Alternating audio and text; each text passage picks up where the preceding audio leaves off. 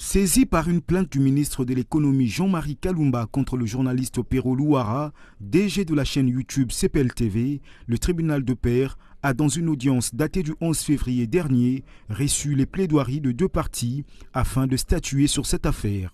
En effet, le journaliste Pero Louara a été accusé d'avoir tenu des propos injurieux et diffamatoires dans une vidéo à l'égard du ministre de l'économie Jean-Marie Kalumba. Ayant à son tour rejeté ces accusations, Pero Louara n'a pas échappé à la sanction des juges. Siégeant en audience ce vendredi 11 mars, le tribunal de Père a infligé au journaliste une suspension pour une durée de 3 mois. Alors que le ministre avait déjà abondamment publié la vraie version des faits dans la presse audiovisuelle et médias en ligne, un comportement que la partie plaignante qualifie à la fois des délits de presse et des violations flagrantes du code d'éthique et de déontologie du journaliste congolais. Vu les conclusions des parties, statuant contradictoirement à l'égard de toutes les parties, le tribunal dit recevable l'action nue par la partie plaignante Jean-Marie Kalumba et la déclare fondée.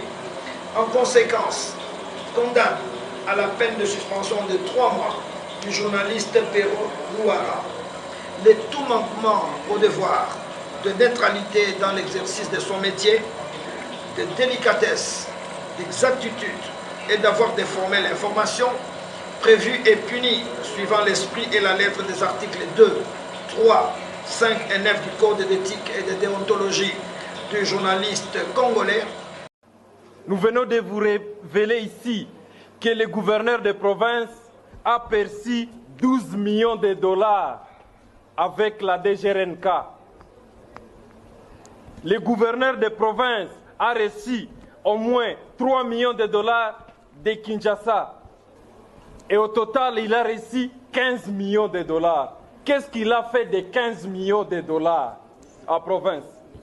Et il faut commencer à citer les actions des ONG, les actions du gouvernement central. Il faut commencer à dire qu'il a accueilli les gens à l'aéroport. Il faut commencer à dire qu'il a amené Tshisekedi à Goma. Non, mais ça, ce ne sont pas les actions.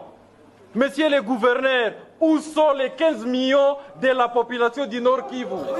D'être aussi bien accueilli dans ce temple de l'action politique est grand honneur d'y être le premier accueilli. Vive la démocratie. Des mots inscrits par Bruno Aubert, ambassadeur extraordinaire et plénipotentiaire de la République française en RDC, lors de sa visite ce lundi 14 mars 2022 au siège du parti Ensemble pour la République de Lubumbashi, où, accompagné de son personnel essentiel, il était reçu par le président Moïse Katumbi. Visite des lieux ainsi qu'échange de travail ont été les activités principales qu'il y a menées, avant de se rendre à la découverte de la ferme Futuka, où les 289 km de route l'ont conduit dans un vert dédale de maïs et de soja. 220 tonnes de maïs partent d'ici chaque jour pour couvrir le besoin local.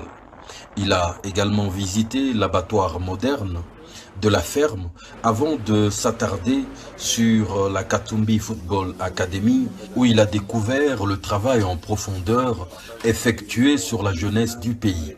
C'était l'occasion pour les jeunes académiciens de lui présenter le trophée du championnat junior de l'entente urbaine qu'il venait de rafler ce même jour. Une séance d'entraînement ainsi que la visite de quelques installations de l'académie plus loin, l'ambassadeur Bruno Aubert confie.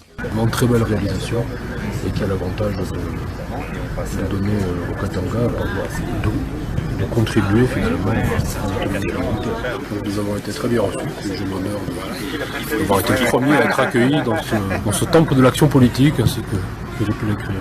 Cette grande visite s'achèvera par la minoterie Machamba, située quelques kilomètres plus loin. Il découvre ici le produit fini de tout le grand travail effectué en amont.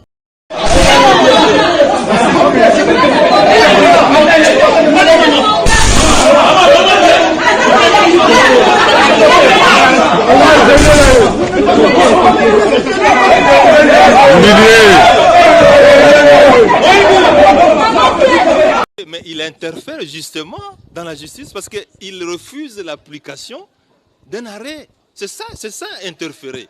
Hein? Lorsque l'arrêt de la Cour, monsieur le journaliste, la Constitution dit ceci, l'arrêt de la Cour est applicable de manière immédiate. Mais si lui refuse d'appliquer, c'est qu'il interfère dans la justice. De Djib Palissade, que nous, députés nationaux de l'ESID et de la Mouka, avons refusé avec force, parce que c'était un acte de corruption. Aujourd'hui, les députés nationaux du Congo, de l'Union Sacrée, reçoivent $1000 comme prime de carburant. Donc plus de $380 000 sont distribués gratuitement chaque mois aux députés nationaux appartenant à l'Union Sacrée. Chers compatriotes, chers membres de la société civile, chers amis de la presse, ce sont des actes à dénoncer. Je le redis encore, nous avons dit non au Djib Palissade, mais cette corruption qui se déroule aujourd'hui dans ce bureau à l'Assemblée nationale est intolérable. Mais la Cour de cassation ne peut pas me convoquer parce que la Cour de cassation, monsieur le journaliste, a déjà siégé sur ce dossier. Dans cette même salle où nous nous trouvons aujourd'hui, le procureur général près la Cour constitutionnelle avait informé tous les sénateurs que le parquet près la Cour constitutionnelle s'est déclaré incompétent. J'entends sélection, sélection. Je vois comme une course. Et je vois 4 coureurs principaux. Et je vois un qui tombe à quelques secondes du début de la course et placé dans un cercueil. Et un autre qui tombe qui est placé sur une chaise roulante. Ainsi dit l'Éternel. Avant les échéances électorales l'année prochaine, retenez ces jours et ces signes. Il y aura un grand deuil dans ces nations. Un grand candidat. Dieu va les retirer. Et un autre, il sera sur une chaise roulante. Parce que Dieu l'a décidé. Et cela est conforme à la Constitution. Le parquet, près la Cour de cassation, n'a pas compétence de juger un sénateur pour les actes qu'il a commis en tant que Premier ministre. Ça ne relève pas de sa compétence. Et je pense que nous pouvons féliciter tous les magistrats de la Cour de cassation et le procureur général, près la Cour de cassation, d'avoir décidé en fonction de la Constitution. Mais si aujourd'hui, le même procureur général, imaginez-vous, monsieur le journaliste, le même procureur général près la Cour constitutionnelle qui s'était tapé la poitrine en disant que le parquet près la Cour de cassation est incompétent, c'est le même procureur général qui se décide aujourd'hui de renvoyer les dossiers à ce même parquet général pour la Cour de cassation pour compétence. Mais quelles leçons les hauts magistrats de ces pays donnent à ceux qui suivent le droit à l'université? Quelles leçons? Parce que s'il faut empoisonner quelqu'un, s'il faut arrêter quelqu'un, s'il faut les jeter en prison parce qu'il s'agit de Matata, et à ce moment-là, on doit fouler la Constitution au pied. Ce n'est pas acceptable. Je vois donc que nous prions, les masques tombent, les vrais visages devant se font voir. Dieu me dit, entre maintenant et août 2023, nous connaîtrons qui est qui. Les masques tomberont. Les masques tomberont. Les secrets cachés depuis longtemps seront révélés. Et nous, par exemple, à Kisangani, le vrai problème chez nous, c'est l'électricité. Vous savez, la ville de Kisangani, ou la province de la Chopo, c'est une province qui a des difficultés par rapport à l'électricité. Une grande ville comme Kisangani, c'est une ville qui a une capacité, qui a un besoin en termes d'énergie exprimé à 45 MW.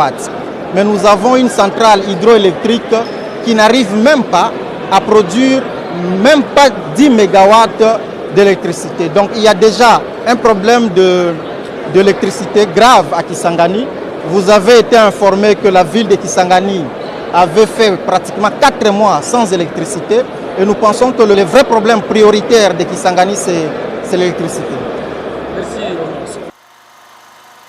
La République démocratique du Congo a l'un des plus faibles taux d'électrification au monde. Kinshasa, la capitale, est célèbre pour ses coupures d'électricité. Qui veut du courant finit généralement par se fier à son propre générateur. Toute la ville est truffée de générateurs. Ils polluent l'atmosphère et font beaucoup de bruit.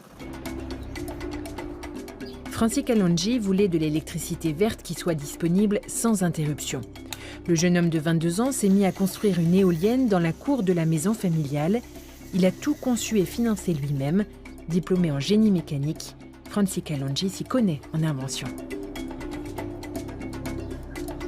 Avant, je bricolais des gadgets électriques pour m'amuser, mais en vieillissant, j'ai décidé de concevoir quelque chose d'utile à la société.